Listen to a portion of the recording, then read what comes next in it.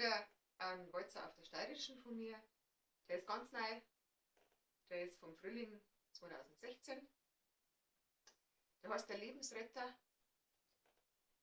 Und der ist so entstanden, dass ich vom Schwarzwald heimgefahren bin auf der Autobahn, 400 Kilometer.